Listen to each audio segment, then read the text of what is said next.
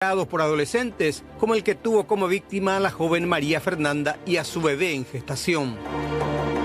Entonces lo que yo planteo es modificar la ley de menores, que los menores asesinos sean juzgados como adultos, aparte ampliar la condena a cadena perpetua. Yo creo que cualquiera que le saque la vida a un paraguayo o a una paraguaya tiene que perder su derecho a libertad de por vida.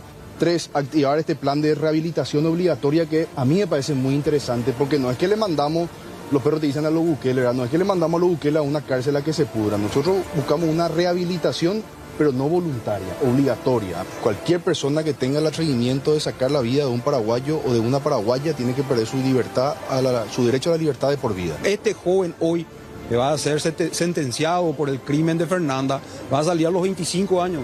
Y a los 25 años va a ser un criminal profesional cuando salga de Tacumo. Estamos viendo con otros colegas la manera de presentar de que para aquellos menores de edad que cometieron algún tipo de delito, hagan el servicio militar obligatorio.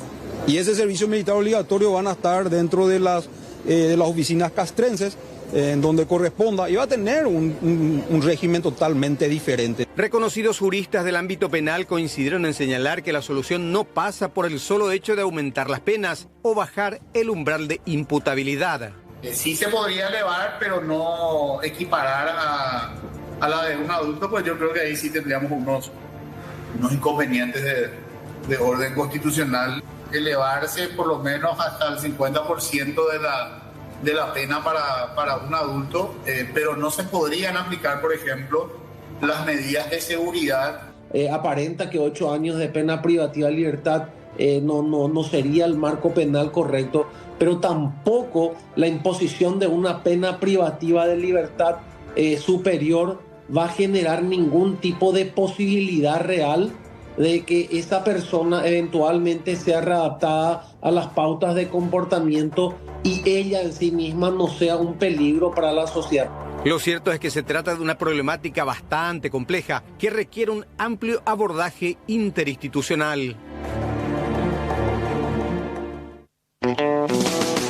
Se tiene que entender que hay un procedimiento especializado, a pesar de que estamos hablando del sistema penal, hace una distinción específicamente a los adolescentes. ¿Y cuál es ese paso a paso con un adolescente? ¿Él puede ser indagado por la fiscalía, por ejemplo? No, el adolescente, él o la adolescente, sí, una vez que exista, supongamos, como cualquier otro proceso penal, sí, puede existir un hecho en flagrante comisión donde el adolescente puede ser en ese contexto, solo en ese contexto privado, pero inmediatamente puesto a disposición, no de la fiscalía, sino de un juez penal especializado. Eso cuando hablamos de flagrancia, es Exacto. decir, se le encuentra en un acto cometiendo un delito o un crimen. Así mismo, así mismo. Independientemente a la calificación que le demos sí, siempre hablando de un supuesto hecho, porque sí, igual rige para los mismos la presunción de inocencia, el juicio previo, entonces siempre se habla de un supuesto hecho. ¿No se comunica a la fiscalía?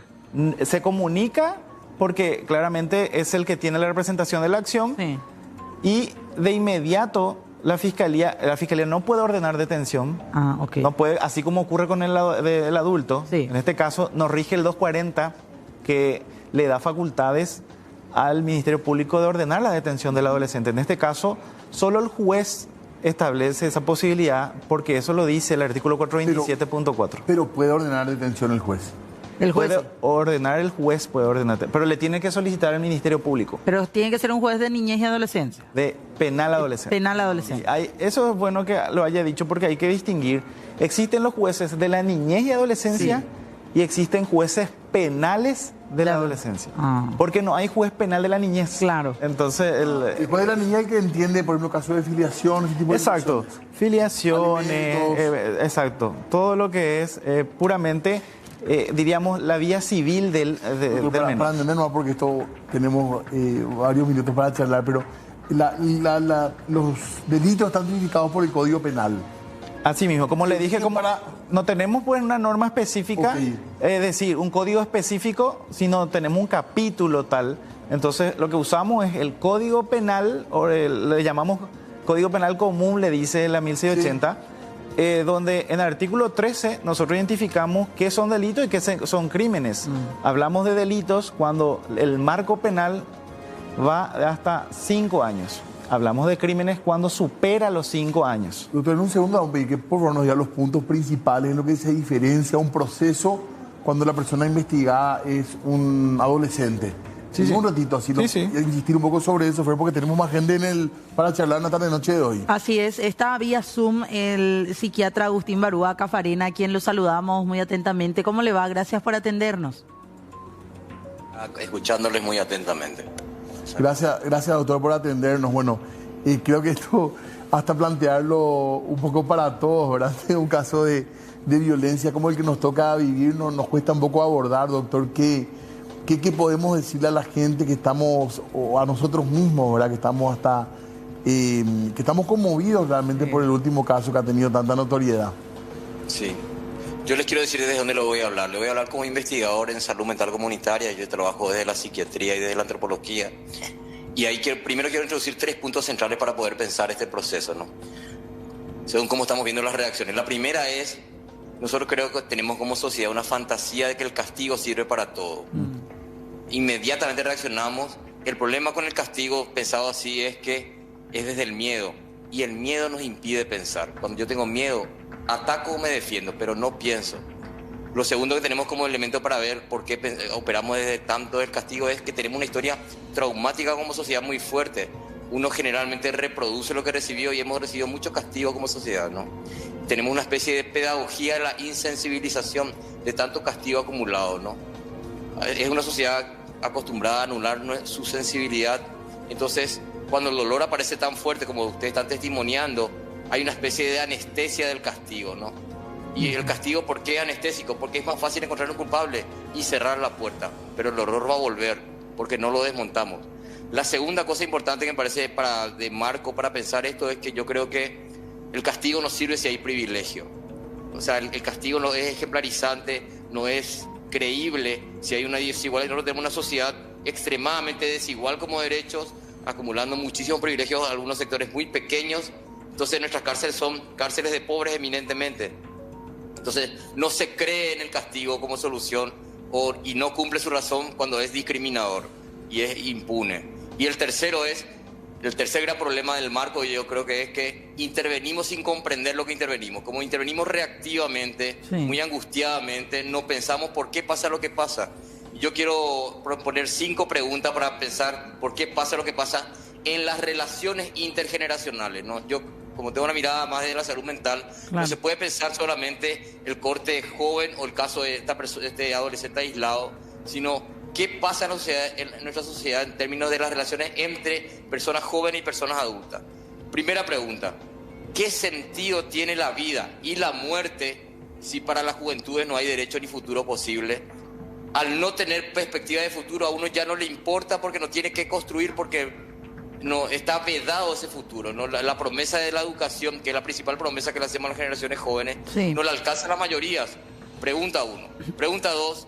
Nosotros cuestionamos mucho el mundo de las pantallas en las generaciones jóvenes, pero ¿no será que esa especie de pantallomanía no es un refugio ante una realidad que es expulsiva para las generaciones jóvenes? No tenemos transporte, no tenemos empleo, la educación no funciona, la comida del programa Hambre Cero está muy criticada. O sea, hay un espectro gigante que no tenemos tiempo para listar todos los derechos que están caídos. Entonces, ¿por qué ellos no se refugiarían en las pantallas con todas las complejidades que implica la vida de la virtualidad? Claro. Ahora, doctor, ahí me quiero detener un poco en lo que usted está diciendo, porque sí, es sumamente interesante mirarlo desde esa perspectiva. Ayer ya lo hacíamos también con otros especialistas. En el caso de menores que cometen algún tipo de hecho punible, de infracción, hablando de la generalidad, analizamos desde ese aspecto o desde esos 2 puntos que usted mencionaba, cuando por lo general son menores pobres, hay que decirlo directamente. Pero ¿qué pasa con aquellos jóvenes que aún teniéndolo todo, entre comillas, y que uno pensaría no están enfrentándose tan directamente a ese tipo de problemáticas sociales que usted plantea, cometen delitos, cometen crímenes? La pobreza no es solo material. Me voy a quedar en tus comillas. La pobreza es afectiva, la pobreza es de escucha, la pobreza es de atención, la pobreza es de pausa y tiempo y energía.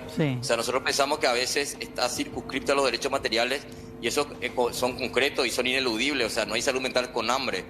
Pero ¿hasta qué punto no hay pobres ricos pobres ricos materialmente, pero pobres simbólicamente, afectivamente, como en esta lista de cosas que decía. Eso es una cuestión que me parece importante poner. La otra importante que cubre a toda la sociedad es, estamos en una especie de mafiocracia, ¿no? Donde se arreglan las cosas con recomendaciones, con amenazas, con sicarios. O sea, ¿qué es lo que nosotros le pedimos a las generaciones jóvenes cuando que el mundo adulto cada vez más alevosamente mafioso?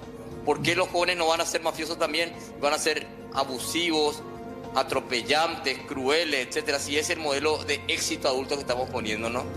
Y el otro elemento importante que también tiene que ver con, miren, siempre la mirada intergeneracional. ¿Cómo le vamos a pedir a la juventud que sean claros emocionalmente y que pidan ayuda cuando nosotros, el mundo adulto, no tenemos ese hábito, ni esa costumbre, ni esa validación para pedir ayuda? Si la mayoría de las personas adultas somos bloqueados emocionalmente, ¿con qué cara le pedimos a ellos que ellos sean claros, que se conecten, que sientan, que se abran, que nos cuenten, cuando que nosotros, el mundo adulto, les mostramos lo contrario, ¿no? Entonces hay muchas cosas que, a modo de ejemplo, que el mundo adulto estamos haciendo lo contrario de lo que le pedimos a los jóvenes, ¿no?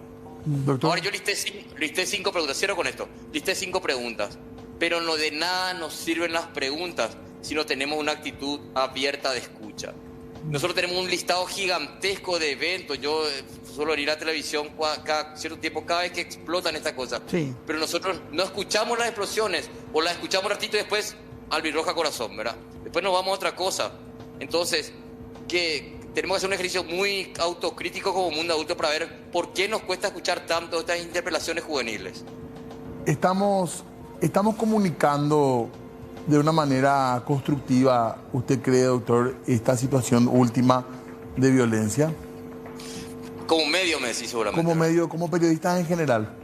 Mira, yo no hice un seguimiento riguroso del espectro de informaciones, pero yo creo, voy a hacer algunas críticas, no a lo que no vi, porque no lo vi, pero algunas cuestiones que a lo mejor suele ser un abordaje en este tipo de situaciones. Una es la espectacularización. La otra es la sentimentalización que a veces abruma la reflexión. La otra es la imposibilidad de contextualizar en qué contexto se dan estos eventos aislados individuales, ¿no? O sea, si nosotros nos situamos en el contexto, vamos a quedarnos solamente en un recorte individual y no vemos la problemática estructural de la salud mental que genera esto, ¿no? En una sociedad sin derechos, esto va a pasar acá, va a pasar en San Gervasio, Colonia Independencia, va a pasar en tu barrio. O sea, las condiciones de vida donde se produce este sufrimiento individual son las que generan en gran medida esto. Entonces necesitamos hacer ese ejercicio de ir de lo particular a lo general, ¿no? Que yo creo que son algunas de las cuestiones que a veces nos impiden aprovechar la presencia mediática, que por otro lado tiene un lugar de contralor, ¿no? Pero ahí hay otro problema también, que es la construcción del lugar de juzgar en términos morales, ¿no? A veces es tan apasionante el lugar de juzgar que perdemos la reflexividad. Entonces hay como un embelezamiento del juicio, es malo, es bueno, es culpable.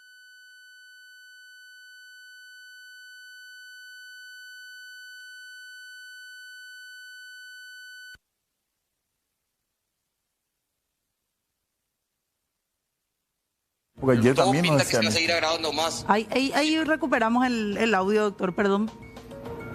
Ah, pero pensé que me estaban escuchando. Sí, ahora ¿Hasta dónde escucharon? ¿Hasta dónde escucharon? Logramos captar hasta hace unos segundos nada más, así que puede continuar. No, lo que le decía sobre el final es que lo último que pasa también para señalar esta cuestión del papel de los medios es que a veces es muy atractivo el lugar del juzgamiento moral. Sí. Si es bueno o es malo. Pero eso, cuando se realiza de manera descontextualizada, de manera simplista y de manera punitivista, no se comprende lo que pasa, ¿no? Hay un apasionamiento del juzgar, entonces perdemos la comprensión de lo que pasa y perdemos también el implicarnos en la problemática, porque estas son problemáticas colectivas, no solamente individuales, ¿no? O sea, insisto, lo que pasó ahí, estamos en mucho riesgo que pase en muchos lugares del país, entonces tenemos que verlo de manera implicada, no arriba y afuera. Un segundito, doctor, porque estamos acá también hablando desde la perspectiva judicial de esta situación para marcar un poco las características principales que tiene el proceso en cuanto a menores. Perdón, ¿cuál era el término correcto, doctor, que dijiste? Lo de justicia juvenil. Justicia juvenil. Justicia juvenil. Correcto. Así. ¿Qué señalamos como los aspectos principales de este proceso? Dentro de lo que ya había dimensionado un poco la especialidad, el proceso penal, entonces, como le estaba dimensionando, la estructura es siempre dentro del sistema penal, pero tiene fases totalmente, diríamos, distintas al adulto, en el sentido, como ustedes hace rato mismo se percataron, el adolescente no va ante el Ministerio Público, él no puede ser indagado ante el Ministerio Público. ¿Son plazos más cortos? Eso siempre queda al criterio del juzgador, pero sí se recomienda siempre, porque el plazo siempre es de los 6 meses de investigación que está dentro del vértice del Código Procesal Penal. Pero los jueces penales adolescentes siempre vemos un plazo de entre 2 a 3 meses para darle ya una salida inmediata al proceso. Entonces, ¿qué es lo que implica ello también? Que hay que contextualizar el sentido de lo que se encuentra en abordaje dentro del vértice investigativo. Ya el juez puede determinar eso del momento de la presentación de la imputación por parte del fiscal y conforme a ello, en razón al artículo 303, establece el plazo para que pueda requerir conclusivamente. Claro que puede concluir con una acusación y esa acusación después se valora en una audiencia. Como le digo, tenemos que utilizar la vía del Código Procesal Penal porque no tenemos un autónomo para el procedimiento penal adolescente, entonces usamos la preliminar. Y en esa preliminar el juez analiza si envía a juicio oral y público al adolescente o se da una salida procesal alternativa dentro de esa audiencia preliminar. Y ahí es donde se hablan de nuevas figuras. Hay una expresión que está, diríamos, muy en auge hoy día, hablar de pena del adolescente. Sí. No existe pena en el procedimiento penal adolescente. En el procedimiento penal adolescente existen 3 formas de medidas: la medida socioeducativa, la medida correccional y la medida privativa de libertad. ¿Por qué se habla de medidas y no penas? En principio, porque nosotros luego en el Código Penal hablamos que nosotros tenemos un sistema vicarial. Entonces, está mal decir penas al adolescente porque no se llega a la pena, se llega a una medida. Si es que es el último recurso que tiene el proceso, porque eso lo advierte, incluso las reglas de Beijing advierte que sea la última ratio el tema de la medida privativa de libertad, porque para ello está la socioeducativa, la correccional, y hay una figura el cual nosotros hemos ratificado como Estado parte de estas convenciones, de empezar a adecuar a todas las realidades, que es la figura de la remisión. Para ser práctico para la ciudadanía, ¿qué es la remisión? La remisión es aquello que busca vincular al adolescente en un estado, en un sentido restaurativo. Es como una justicia restaurativa, a los efectos de que se llegue otra vez a la paz social, se reivindique el sentido de la paz social, el adolescente pueda continuar con todo su entorno de educación, de deporte, vida normal, con el sentido también de que la víctima tenga ese plano de ya estar conforme con las disculpas, las formas en cómo se puede dar por esa vía. Pero esa es la figura de la remisión para el adolescente. Entonces hay varios parámetros dentro del procedimiento penal que claramente no se dan en el adulto. O sea, pedir más penas en un caso así es absolutamente incorrecto, entonces. La pena, le hablo de manera general, en cualquier proceso no se da, no se puede dar porque el sentido de reproche es totalmente distinto que el adulto. No se adecua luego. Nosotros tenemos una construcción que denominamos la teoría del delito, en donde decimos que una vez que se contextualiza el parámetro del reproche, se llega a la punibilidad, a la pena. En tanto, el adolescente llega a una medida privativa de libertad, porque el reproche es totalmente distinto al adolescente. Y no lo digo, esto lo digo propiamente por las disposiciones normativas, porque esto quiero aclarar, porque a veces la ciudadanía malinterpreta, esa es la posición del mismo. Esta no es mi posición, es lo que está en la norma. Yo estoy nada más informando lo que existe dispositivamente. ¿Y por qué hoy día se habla de este procedimiento? Lo que estoy mencionando. Ya ustedes sabrán quienes encuentren de repente articulaciones sociales, valorativas, pero esto es lo que está en la norma, es lo que yo informo. Entonces, esto es puramente técnico. ¿Y por qué se llegó a esto? Bueno, estarán los informes científicos que comprobaron el sentido reproche de imputabilidad. Eso se llegó a los vértices internacionales, los cuales consideraron disponer internacionalmente tratados, y nosotros lo que hicimos es ratificar los tratados. Entonces, desde ahí en adelante, nosotros estamos sobre la base del Pacta Sunt Servanda. Sí. Queremos ir cerrando también la conversación con el psiquiatra, particularmente con el doctor Barúa Cafarena. Y a mí por lo menos me quedaba una pregunta que iba más o menos ligada, doctora, a lo que tiene que ver con la consulta que le hacía Diego. ¿Cuál es el abordaje que a nivel sociedad y a nivel comunidades tenemos que hacer cuando hablamos de hechos de feminicidio? Porque muchas veces algunas personas dicen, pero se replican cada vez más casos por eso que usted decía, quizás la espectacularización de un crimen tan deleznable. Hay todavía patrones de comportamiento machistas que se siguen reivindicando en una sociedad. ¿Cómo trabajar con eso, con las comunidades, por sobre todo? Porque vemos cada vez que los autores y las víctimas de este tipo de casos son cada vez más jóvenes. O sea, que yo soy bastante machista, así que yo transferiría la respuesta a gente de los movimientos de mujeres feministas organizadas que tienen mucha trayectoria. Pero te voy a responder no centrado en la cuestión feminicida, sino centrada en lo delincuencial de la cosa. Yo creo que hay 3 ejes fundamentales que creo que hay que acompañar y monitorizar. El primero es, ¿qué hacemos con la democracia fallida, donde los privilegios son para las minorías y los derechos ausentes son para las mayorías, ¿no? Ese es un gran tema de salud mental. No es solamente un tema político en el sentido convencional, sino un tema de salud mental. Tenemos tantas instituciones rotas que no funcionan para lo que dice que tendría que ser. Entonces, ese es un gran tema. Segundo tema que me parece importante es la salud mental adulta. Nosotros pensamos mucho que los jóvenes tienen problemas y no vemos los problemas que tenemos las personas adultas. Estamos trancados emocionalmente, solos, aislados, sin derecho a pedir ayuda, sin conexión emocional con lo que nos pasa. Entonces, ese es un gran tema también que yo creo que trabajaría. Y el tercero es, yendo directamente a las generaciones jóvenes, es potenciar las organizaciones juveniles, ¿no? Voy a dar un ejemplo muy clásico de nuestra sociedad. Hay muchísimos colegios que no tienen centro de estudiantes, hay muchísimos centros de estudiantes que en realidad son dirigidos por personas adultas. Entonces, todo lo que haga a la participación infanto-adolescente crítica va a reparar la salud mental. Entonces, estos para mí serían como los 3 ejes fundamentales, resumiendo un poco esta discusión.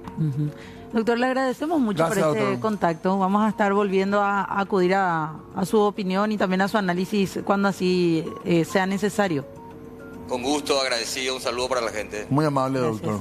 Bueno, ahí están, varios puntos que tenemos también y en nuestro debe también quedan algunas cosas, ¿verdad? Sí, le agradecemos también aquí al doctor Garcete que nos siga acompañando. Le vamos a pedir unos minutitos porque tenemos que hacer una pausa y enseguida volvemos. 19:39, tema apasionante realmente y que nos exige también un poquitito pensar políticas a futuro, ¿verdad? Así es, estamos aquí hablando con el juez penal de adolescencia, Matías Garceta, a quien le agradecemos nuevamente que esté con nosotros en esta tarde-noche. Se hablaban de una serie de posibilidades, doctor, de modificar, decíamos, no podemos hablar de pena, pero sí decían, tenemos que bajar la cantidad o la edad de imputabilidad de un adolescente. Planteaban otras medidas, decían 8 años como una medida privativa de libertad para un adolescente es poco, tiene que ser más. ¿Se puede realmente esto o de qué estamos hablando cuando hablamos de este tipo de modificaciones? Bien, a su pregunta, yo esto lo voy a contestar no como juez, como docente lo voy a hacer. Dentro del margen dispositivo que tenemos nosotros como país, tenemos, como ya advertí hace rato, las reglas internacionales como la de Beijing, que advierte que los estados parte deben promocionar las sanciones con el menor tiempo posible. Y eso se identifica de 2 formas. Uno, para las cautelares, porque una cosa también es la cautelar, que en el contexto de los adolescentes se denomina a la vez medida provisoria. Nosotros no usamos el código procesal que advierte que para privarle libertad a un adolescente tengamos que valorar el sentido de peligrosidad, de fuga, obstrucción al proceso, como se da entre los adultos con los artículos 43 o 44. Nosotros tenemos en la 1680 la base, que es de analizar que tenemos que ponderar la situación de vulnerabilidad del adolescente, en su caso, si hay acompañamiento familiar, si tiene arraigo del sentido familiar que lo puedan proteger a que no esté fuera, digamos, de la continuidad del proceso, porque también las disposiciones internacionales lo que advierten es que el proceso penal no le puede perjudicar al adolescente en su vida cotidiana en el sentido de la educación. Eso lo dice y eso lo ratificamos. Durante el proceso penal el proceso penal no le puede perjudicar al adolescente en su vida de educación. O sea, él tiene que seguir estudiando. Exacto, tiene que seguir estudiando. ¿Y qué pasa si está en algún centro educativo para Hoy día los centros educativos están preparados para ese efecto. Justamente esa es la visión que se tiene después de todo lo ocurrido, ustedes sabrán, y el fallo internacional del 2004 que sancionó al país respecto a justamente la situación de los menores que estaban por el caso Panchito López particularmente. El denominado de ese efecto. La implicancia de esa resolución hizo que se generen muchas modificaciones, desde la denominación de el juez o los jueces, incluso el alcance a la especialidad, para que las autoridades tengan también esa especialidad del fuero. Nosotros hoy en el Poder Judicial estamos cumpliendo. Tenemos jueces penales de garantías penal adolescente, tenemos Cámara de Apelación penal adolescente. La Defensoría tiene defensores públicos penales adolescentes y el Ministerio Público tenía creo un plan piloto que aplicaba también fiscales especializados. La policía todavía no tiene especialidad, o sea, no están, diríamos, con un cuerpo especializado adolescente. Sí. Pero todo eso son vértices que... Pero debería, doctor, también. Y esa es, diríamos, la línea internacional. Entonces, al sentido que usted dice también, la noción, la segunda parte, esta es la cautelar, la segunda parte es la medida privativa de libertad, como ya le estaba diciendo, también hace referencia a esa, diríamos, determinación de proporcionalidad en el contexto de la privación de libertad. Porque hay que ver cuál es el objeto de la medida. ¿Cuál va a ser el objeto de la medida de privar la libertad? En el contexto constitucional, si nosotros miramos la Constitución 92, del 92, que es la vigente hasta ahora, y lo digo así resaltando porque la 1680 es del 2001, que fue adecuando la realidad internacional, pero nuestra Constitución actualmente es la del 92. Y ahí lo que tenemos es el artículo 20, que ustedes van a ver, dice el objeto de la pena. Y es precisamente la readaptación del condenado y la protección de la sociedad. Eso es de principio general positivo. Pero ¿qué ocurre? Como en el adolescente no se da pena, se da medida privativa de libertad, entonces nos quedamos con ¿y cuál es el objeto de la medida? Lo que hace hoy día el Código de Ejecución Penal, que es del 2014, la ley 5.162, advierte que justamente el objeto de la medida privativa de libertad va a ser la reeducación, para que se reintegre el adolescente en el menor tiempo posible, para que su vida futuro, ahí podemos ver en pantalla, una finalidad educativa y de reintegración social. Acá esos son los fines. Esta parte de la presentación que usted tiene dice la fijación de la duración debe atender. Podemos volver atrás porque me parecían algunos puntos particulares. Perdón, pero nos aparta demasiado tampoco, creo, del espíritu de la Constitución. En el sentido de la reeducación, digamos, ¿verdad? Diríamos que sigue siendo de prevención especial positiva, pero con un nivel más enfocado en la el reeducación. Contexto. Sí, el parámetro está justamente de visualizar cómo va a ser la vida futuro del que está privado de libertad. Dice, doctor, la medida mínima de 6 meses es para un adolescente. Hoy día nosotros tenemos que en caso de medida privativa de libertad será de 6 meses a 4. Y lo que advierte la norma en el 207 de la 1680 es que podrá prolongarse cuando el hecho punible se tratase de crimen según se califica en el artículo 13 del Código Penal Común. Ok, y pasamos al siguiente. Hay muchas condenas de 8 años. Tuvimos casos que llegaron a juicios orales. Claramente tienen que llegar a juicio oral por la ya elevada sanción que... el crimen. Exacto.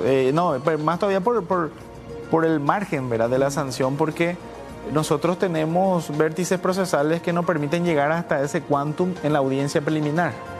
Eso volviendo atrás con lo que dice la 1286, es decir, el Código Procesal Penal. Y, doctor, volviendo a mi pregunta inicial, ¿es imposible pensar que se aumente esta medida privativa de libertad, como planteaban algunos? Yo reitero esto como expresión didáctica.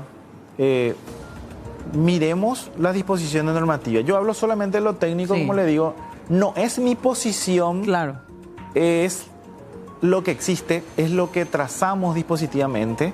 Ya queda a criterio del Estado parte analizar el contexto de lo que hemos adecuado, de lo que hemos considerado en nuestra disposición normativa. ¿Y la edad de imputabilidad cómo se da o de cuántos años es en otros países, hablando de...? Podemos adelantar un poco el gráfico, un poquito más, y vamos a encontrar algunos diseños que he encontrado en algunos sistemas jurídicos. Estas son las reglas internacionales. Que usted ya ha mencionado. Exacto, que he dimensionado. Un poco más. Y ahí vemos, Acá está. Ahí tenemos el siguiente, el siguiente va a explicar bien, por ejemplo, Chile. Sí. Tenemos un nivel de imputabilidad a partir de los 14, igual que nuestro vértice legal, y tiene una sanción máxima de 10 años.